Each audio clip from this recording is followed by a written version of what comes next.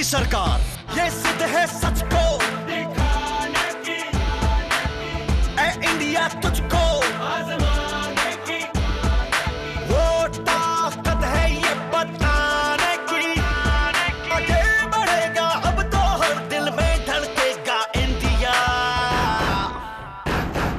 Vote करेगा India, आगे बढ़ेगा इंडिया। नमस्कार, आदाब। मैं हूं त्रिदीप ब्राह्मण। वोट करेगा इंडिया में आपका स्वागत है। याद होगा आपको, जब देश में आपातकाल के बाद 1977 में चुनाव हुए तो उसमें एक नारा खूब चला था, जमीन गई चकबंदी में, मकान गया हदबंदी में, द्वार खड़ी औरत चिल्लाए, मेरा मर्द गया नसबंदी में। कवि पत्रकार श्रीकांत वर्मा द्वारा दिया गया एक नारा भी खूब चला था, इंदिरा जी की बात पर मुहर लगेगी हाथ पर फिर आधी रोटी खाएंगे, इंदिरा जी को लाएंगे। अब तो आप समझ ही गए होंगे कि आज का हमारा एपिसोड चुनावी नारों पर केंद्रित है। हर रोज की तरह आज भी इस पर बात करने के लिए हमारे साथ स्टूडियो में मौजूद हैं देश के जाने माने चुनाव विश्लेषक अरविंद मोहन। अरविंद जी, प्रोग्राम में आपका बहुत बहुत स्वागत है। हर दिन की तरह आज भी अपने कार्यक्रम की शुरुआत हम चुनावी चटपट से करेंगे। मनमोहन सिंह ने कहा कि पीपी राव का नाम हमने तय कर लिया है। जब लोग इंदिरा गांधी से त्रस्त हो गए थे तो एक नारा खूब गूंजा था, बेटा कार बनाता है, मां बेकार बनाती है। यानी नारों की अपनी एक जुबान है, अपनी एक भाषा है। आज का हमारा एपिसोड इसी पर केंद्रित है।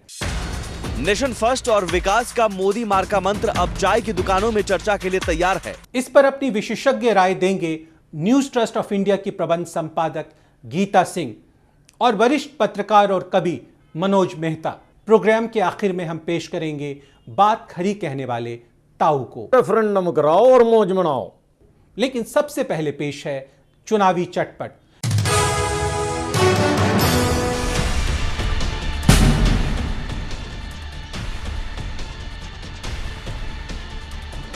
लोकपाल तय करने की जब मीटिंग हुई तो प्रधानमंत्री डॉक्टर मनमोहन सिंह से कुछ नामों पर विपक्ष की नेता सुषमा स्वराज ने चर्चा करनी चाहिए और नाम सुझाए। सुषमा ने वेंकट चलैया का नाम लिया तो मनमोहन सिंह ने उन्हें आउटडेटेड करार दिया। सोली सोराब जी एनडीए के जमाने में अटॉर्नी जनरल रह चुके हैं। फॉली एस नरीमन का नाम भी पसंद नहीं आया। हरीश साल्वे के साथ भी वही कहानी थी। तो सुषमा स्वराज ने के पराशरण के नाम की चर्चा की, जो एनडीए के जमाने में ना तो अटॉर्नी थे और ना सॉलिसिटर। सुषमा स्वराज के इस सुझाव पर डॉक्टर मनमोहन सिंह ने कहा कि पीपी राव का नाम हमने तय कर लिया है, आपकी स्वीकृति चाहिए।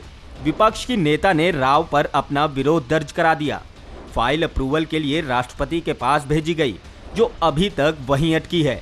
अब फिर से प्रधानमंत्री ने मीटिंग बुलाकर एक नाम पर सहमति बनाने की कोशिश शुरू की है।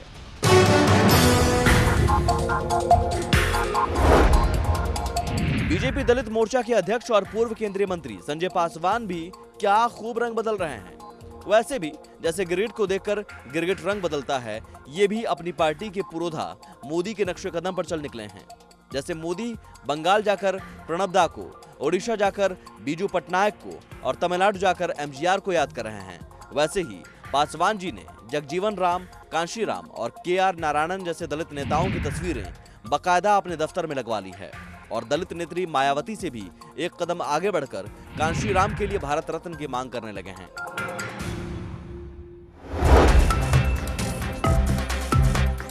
बारह वर्षों के लंबे इंतजार के बाद हरीश रावत को उत्तराखंड की गद्दी क्या मिली, कईयों के नासूर हरे हो गए हैं। सूत्र बताते हैं कि पूर्व मुख्यमंत्री विजय बहुगुणा कैंप रावत की गद्दी हिलाने में अभी से जुट गया है। इस कैंप के 5 कांग्रेसी विधायक एक बड़े बिजनेस हाउस के निरंतर संपर्क में हैं। इस बिजनेस हाउस के अगुवा ने अभी दिल्ली में भाजपा के प्रमुख केंद्रीय नेताओं से मुलाकात कर उन्हें ये प्रस्ताव दे रहे हैं कि अगर भाजपा उत्तराखंड में सरकार बनाने को तैयार है तो ये 5 विधायक अपनी विधानसभा की सदस्यता छोड़ देंगे। इस कार्य के एवज में ये बिजनेस हाउस भाजपा वालों को एक मुंहमांगी रकम देने को भी तैयार है। बेचारे रावत करें तो क्या, अपनी गद्दी बचाएं कि सरकार चलाएं। सोनिया गांधी के लिए एक वक्त ये नारा खूब चला था, सोनिया नहीं ये आंधी है, दूसरी इंदिरा गांधी है।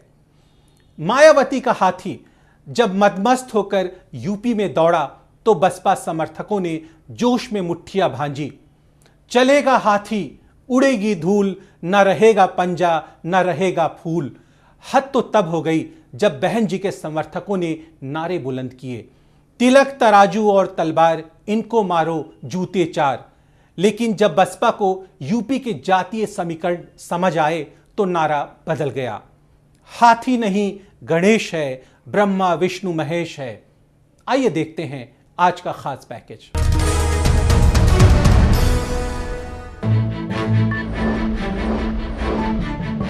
नीतीश कुमार मत घबराना, तेरे पीछे सेकुलर जमाना। जेडीयू सांसद अली अनवर ने यह नारा ठीक उस दिन लगाया जिस दिन नीतीश कुमार बीजेपी से कुट्टी करने का ऐलान करने वाले थे। नरेंद्र मोदी की पटना रैली में बीजेपी के नेता पूरे जोश से हर हर नमो नमो का नारा लगा रहे थे। ये दोनों महज नारे नहीं बल्कि राजनीति की दो अलग विचारधाराएं और केंद्र हैं। 14 का चक्रव्यूह इन्हीं दोनों के बीच रचा जा रहा है। मोर्चेबंदी की जा रही है। लोकतंत्र की लड़ाई के लिए सेनाएं हुंकार रही हैं। राहुल गांधी का चेहरा तोड़ो नहीं जोड़ो और कट्टर सोच नहीं युवा जोश के साथ हर हाथ शक्ति, हर हाथ तरक्की जैसे नारों के साथ चमक रहा है। मतलब साफ है कि 14 के चक्रव्यूह में जो नारे गढ़े जा रहे हैं वो सब मोदी के इर्द गिर्द गढ़े जा रहे हैं और बीजेपी भी मोदी की ही ब्रांडिंग कर रही है अपने नारों में। फिल्मों में जैसे गानों का एक महत्व होता है उसी तरह से चुनाव में नारों का हमेशा से महत्व रहा है। नारे जहां लोगों में जोश भरते हैं वहीं कार्यकर्ताओं को भी एक नया दम, एक जोश देते हैं चुनाव में आने के लिए। नारे तो लगते ही रहेंगे। वोट करेगा इंडिया में फिलहाल वक्त है एक छोटे से ब्रेक का। सच दिखाने की ये जिद बनी रहेगी। आप बने रहिए हमारे साथ। हम लौट कर आते हैं पल दो पल में। आज के चुनाव बहुत ज्यादा ऑर्गेनाइज्ड हो गए हैं।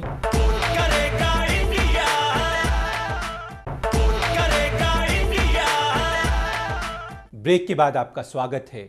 2014 के चुनावी महासमर को एक नए नजरिए से पेश करने वाले चुनावी प्रोग्राम वोट करेगा इंडिया में, यानी जिद सच दिखाने की। ब्रेक पर जाने से पहले आप देख रहे थे हमारा स्पेशल पैकेज नारे हैं न्यारे। आइए उसी कारवां को आगे बढ़ाते हैं। नेशन फर्स्ट और विकास का मोदी मार्का मंत्र अब चाय की दुकानों में चर्चा के लिए तैयार है। हिंदुत्व पीछे और मोदी आगे हैं, इसलिए मोदी मंत्र का जाप किया जा रहा है।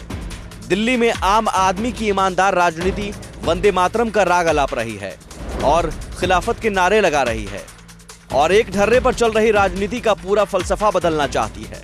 अब तक दिल्ली में आम आदमी पार्टी सबको हाशिए पर डालने में सफल है, लेकिन सब पर भारी पड़ने वाले एक अदद नारे की तलाश उसे अब भी है। साइकिल की रफ्तार और हाथी की चाल पुराने नारों के सहारे ही है। जेल से लालटेन लेकर निकलते ही लालू प्रसाद ने साफ कर दिया कि बाल सखाओं के साथ वो कृष्णावतार में ही 14 का चक्रव्यूह तोड़ेंगे। इसलिए उन्होंने बिहार में राहुल गांधी के रथ का सारथी बनना कबूल कर लिया। इनके पास अभी नए नारे नहीं हैं, ये नए नारे गढ़ने की प्रक्रिया में हैं। लेकिन जो नारे गढ़ के जो कांग्रेस जिन नारों के साथ मैदान में उतरी है या नीतीश कुमार जो नारे लगा रहे हैं, इनकी मजबूरी है एक तरह से कि ये तीनों समाजवादी हों या लालू प्रसाद, ये इनके नारे भी सेकुलरिज्म के इर्द गिर्द ही होंगे। मतलब इनके नारे भी मोदी को घेरने के लिए ही गढ़े जाएंगे। बसपा ने अपनी जब राजनीति शुरू की तो उनका नारा था तिलक तराजू और तलवार, इनको मारो जूते चार।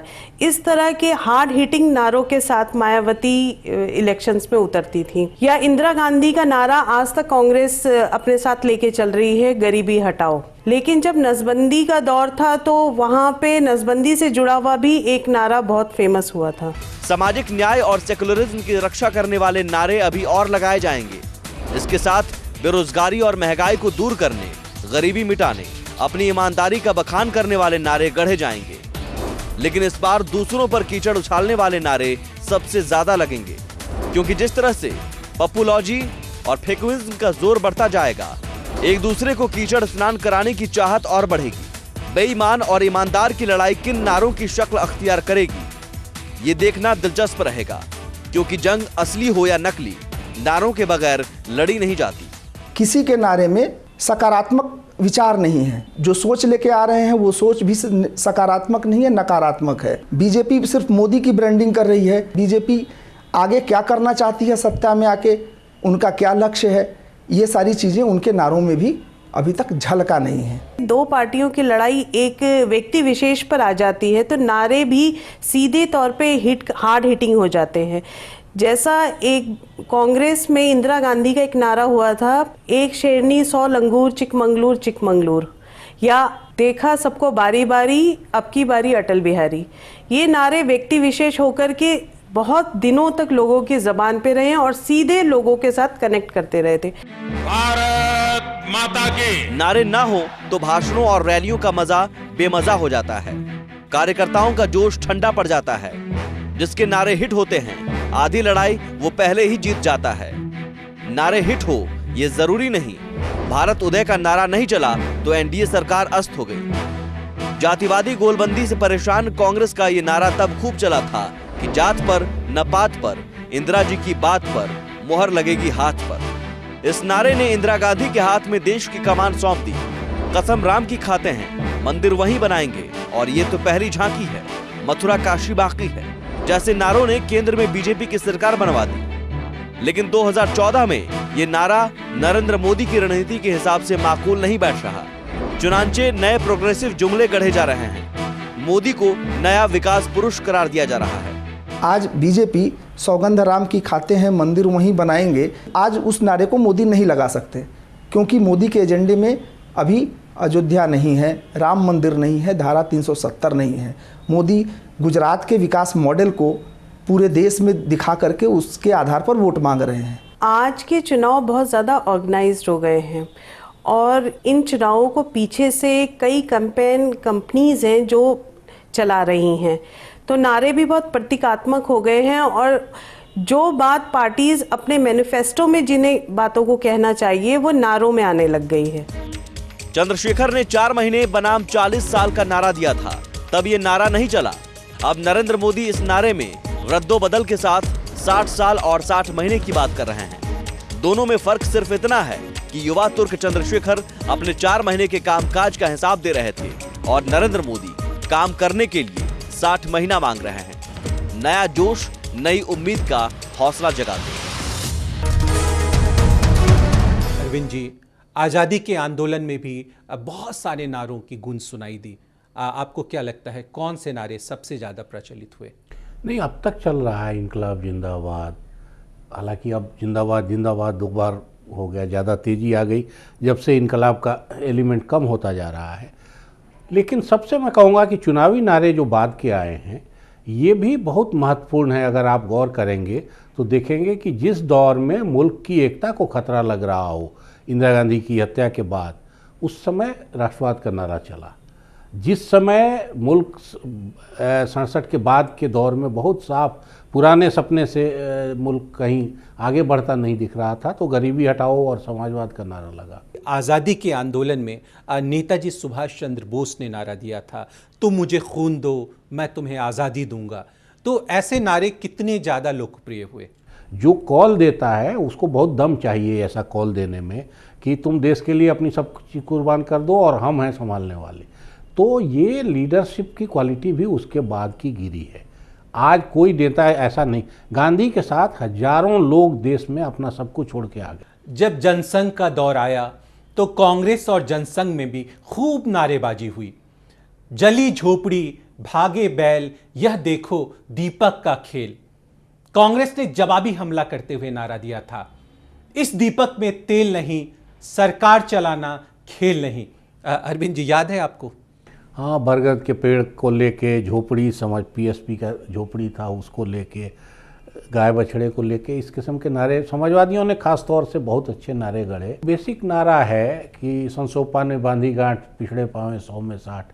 अब 100 में 60 वाला स्लोगन ही असल में मंडल के पूरे दर्शन को बताना। पर ये तो समाजवाद का नारा है, ये तो लोहिया जी के समय से लगता रहा है। उस पर अमल हुआ फिर मंडल कमीशन, और मंडल कमीशन कैसे आया, कैसे वीपी सिंह ने उसको लागू किया, ये सब अब इतिहास की चीज़ें हैं। लेकिन कितना बड़ा अंतर उससे आ गया, एक मंत्र से, एक नारे से। यानी एक नारा महज नारा नहीं है, उस पर पूरी सियासत बदल देने की ताकत है उसके अंदर। अरविंद मोहन जी के साथ हमारी बातों का सिलसिला आगे भी जारी रहेगा। फिलहाल वक्त है एक छोटे से ब्रेक का। वोट करेगा इंडिया में सच दिखाने की जिद बनी रहेगी। आप बनी रहिए हमारे साथ। हम लौट कर आते हैं पल दो पल में। अरे रेफरेंडम से अपने छोरे ने दिल्ली में सरकार बना ली से।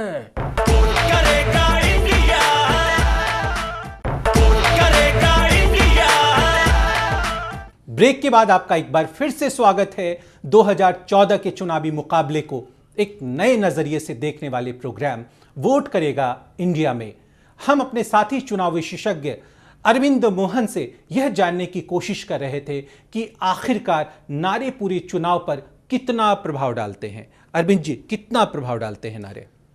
नहीं, पूरी पॉलिटिक्स उससे प्रभावित होती है, और सेंट्रल नारा अगर बहुत ही सोच समझ के साथ और मौजूद हो तो वो पूरे पॉलिटिक्स को, गरीबी हटाओ का नारा अपने आप में बहुत बड़ा था, और काफ़ी मैंने जो 72 में कांग्रेस को जीत मिली उसमें उस नारे का बहुत बड़ा योगदान है। इसीलिए 77 का फिर दूसरा नारा उतना ही प्रभावी हुआ।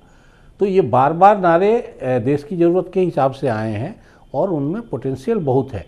अरविंद जी, अब तो ये इल्ज़ाम भी लगते हैं, एक पार्टी दूसरे से कहती है नारा हमारा था, तुमने चुरा लिया। ये राहुल जी के मामले में बड़ा हंगामा हुआ। इस ये आरोप लगाने वाला मसला सिर्फ नहीं है, ये भी है कि पार्टियों के अंदर अपने लोग नहीं हैं जो सही ढंग से पार्टी के स्ट्रेटजी, देश की स्थिति, उसमें उसको प्लेस करना।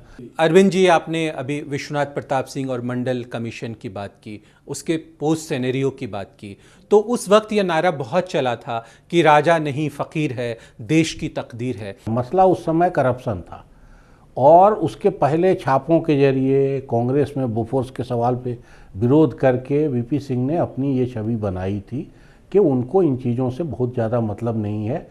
तो आपको लगता है कि राजनीति के साथ नारों का स्तर भी गिरता गया लगातार, क्योंकि उसी बोफोर्स के बाद नारा लगा, आपको ध्यान होगा, गली गली में शोर है आगे।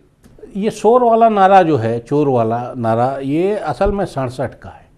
67 में जब गैर कांग्रेसवादी पॉलिटिक्स चला, जब लोहिया ने गैर कांग्रेसवाद का ही नारा दिया कि कांग्रेस ही सारे करप्शन की जड़ है, तो ये चोर वाला नारा जो है ये असल में 67 का नारा था। अरविंद जी, आप शायद ठीक कह रहे हैं। एक नारा हालिया दिनों में बहुत सुनाई दिया, सोनिया जिसकी मम्मी है वो सरकार निकम्मी है। ऐसा इंदिरा जी के वक्त भी सुनाई दिया था। जो सफल नारे हैं उसमें इस तरह के नारे गिनती में नहीं हैं, वो नारे एकदम निश्चित रूप से दूसरे हैं, और सचमुच एक एक नारे पर चुनाव लड़े गए हैं और चुनाव में उसका असर दिखा। यानी नारा कोई मामूली जुमला या मुहावरा नहीं है, इससे चुनाव लड़े और जीते भी जा सकते हैं। अब हम प्रोग्राम के आखिरी लम्हों तक आ पहुंचे हैं। यह वक्त होता है आपको ताऊ से मिलवाने का, जो अपनी सच्ची खरी बातों से आपका दिल जीत लेते हैं। भाई, नए जमाने की पॉलिटिक्स भी इब छोरे को अच्छी तरह से आ गई से। कहता है रेफरेंडम कराओ और मौज मनाओ। हमारे छोरे ने ये बात तय कर ली से, बिना रेफरेंडम के कोई काम ना होना चाहिए। ताई बोली बेटा चल रोटी खा ले। छोरे ने कह दिया पहले रेफरेंडम लूंगा, और निकल लिया रेफरेंडम करन। रेफरेंडम का सारा हिसाब किताब कर छोरा जब लौट कर आया तो बोलन लाग पे ईव आएगा भाई खाना खाने का मजा। 80% रोटी के फेवर में रेफरेंडम से, 19% रोटी के खिलाफ से, और 1% की कोई राय ना से, खाओ या भूखे मरो। ताई बोली वो तो ठीक है बेटा, लेकिन दिन की रोटी का टाइम तो खत्म हो लिया से, इब तो टाइम डिनर का से। रेफरेंडम डिनर का तो लिया ना से तन्ने। इब एक मजेदार किस्सा सुनाऊं। एक ताऊ ने अपने दोस्त से पूछा, यार आज तेरे मोबाइल पर आई लव यू के घने मैसेज आ रहे से, के बात है? वह दोस्त कहने लग गया ठंडी सांस भर के बताऊं यार अपनी किस्मत की तैसी। दरअसल आज मैं गलती से अपनी बीवी का मोबाइल उठा ले आया हूं। आज के लिए बस इतना ही। आपको हमारा ये प्रोग्राम कैसा लगा? आपके सुझावों का हमें बेसब्री से इंतजार रहेगा। अब आपसे मुलाकात होगी सोमवार की शाम ठीक 6 बजे इसी चैनल पर, इसी प्रोग्राम में, सच दिखाने की इसी जिद के साथ। मैं त्रिदीप रमण अपने साथी चुनाव विशेषज्ञ अरविंद मोहन और एनटीआई मीडिया की पूरी टीम के साथ आपसे विदा चाहता हूं। नमस्कार।